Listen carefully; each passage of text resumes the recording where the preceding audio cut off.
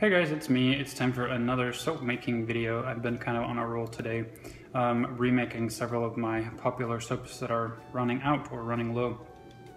So this time I wanted to show you guys how I make my pure coconut soap. I actually make several 100% coconut soaps. This one is my original one, and I call it Coco Bliss. And it's really a fantastic soap. It's made exclusively from coconut. It's coconut oil and coconut milk.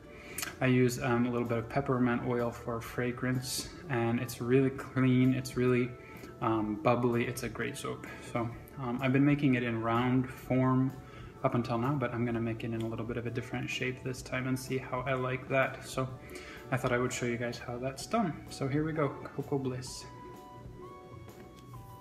So my first step is to blend my lye with my liquid, and as you can see, my liquid is frozen and white. So this is the coconut milk that I told you I use. I actually throw it into ice cube trays and freeze it.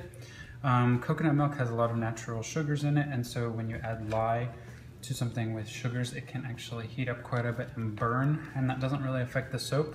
It can just affect the color. It can turn it real dark orange or brown, which I don't want. So what I do is I add the lye to the frozen coconut milk, and it just, as it slowly heats up, it melts the ice cubes. I usually do this outside. I have a very open kitchen, as you may have seen. Kitchen and living room is all kind of open. Not the greatest ventilation necessarily, so I usually blend all of my lye right outside on my patio. Maybe I can show you that, maybe not, we'll see. But I'm gonna do that now, and then we'll move on to the next step. I guess I can sort of show you how I do this outside here. So I just add my lye, and I'll add it all at once.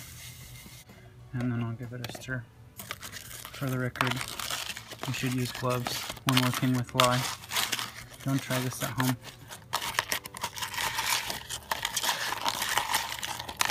You can see how it already melts pretty quickly as it heats up.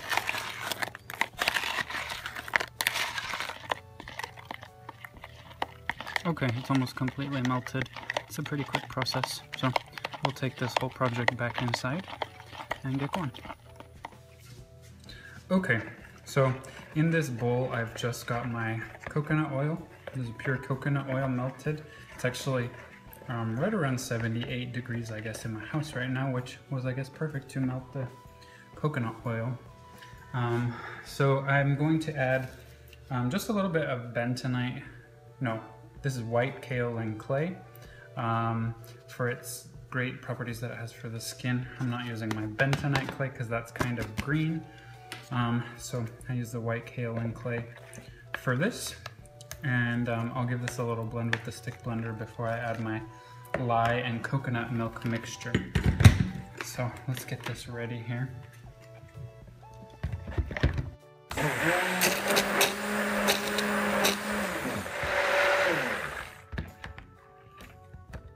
Okay, so you can see right there it's already pretty white just from the clay. So I'm doing just a small batch now. This is going to give me 7 bars. As I said, I've been doing round bars of this, and I really like my round bars of soap, but I would like to produce this in bigger quantities, and that's not as easy when they're round, so I'm not sure. I'm just doing a small sample here of 7 bars to see how I like it and how I like the shape of it, how it sets up. Coconut soaps are kind of temperamental. They get really hard really quickly, sometimes too hard too quickly. Sometimes they heat up too much and they split. I don't know. I kind of have my round recipe perfected, but we'll see how this turns out in bars. So for that reason, I'm just doing this small sample of 7 bars. I just added my fragrance, or my, what do you call it, peppermint fragrance, the essential oil. And now I'm adding my lye and coconut milk mixture. If you can see that, it already is kind of thick, and that's because there's already fat in the coconut milk. So the lye interacts with that, and it's already sort of starting the process of turning into soap. But I'm gonna add that now, and My experience with this coconut soap is you never know how it's gonna react. Sometimes it sets up really fast. The other day I remade my Pride soap as a pure coconut soap.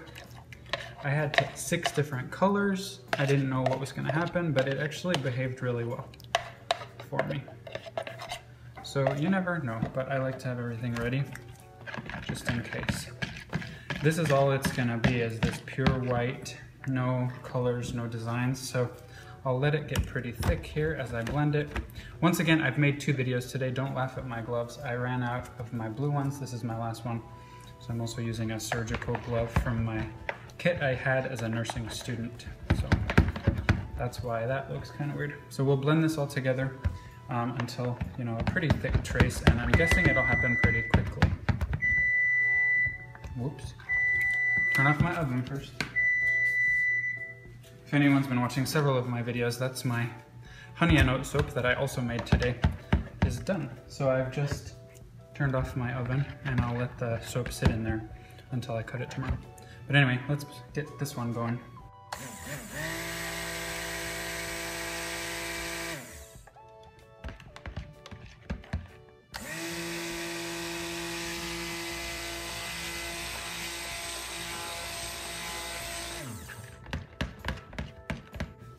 I've seriously blended this for just a few seconds, and you can see it's already at a thick trace. So sometimes it just goes so quickly. I'm gonna give it another round of blending and then we'll pour it in the mold. It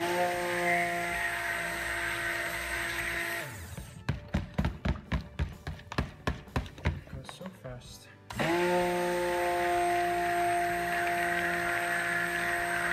It's interesting now as I blend it more, it actually loosened up.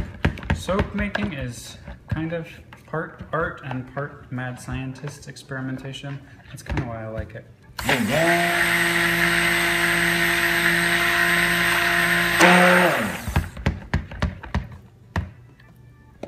Yep, you see? Now it's loosened up quite a bit, so who knows? I'll blend this to a thicker trace and then we'll get it in the mold.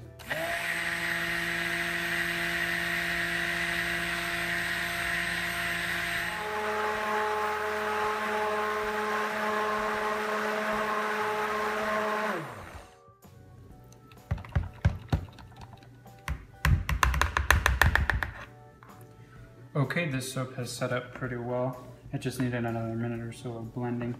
And so I'm gonna pour it into this little small mold, which I also made myself. This will give me 7 bars. And then we'll give it a little textured top and be done. I'm gonna scrape the sides here. And we'll pour the remainder here onto the top of the soap.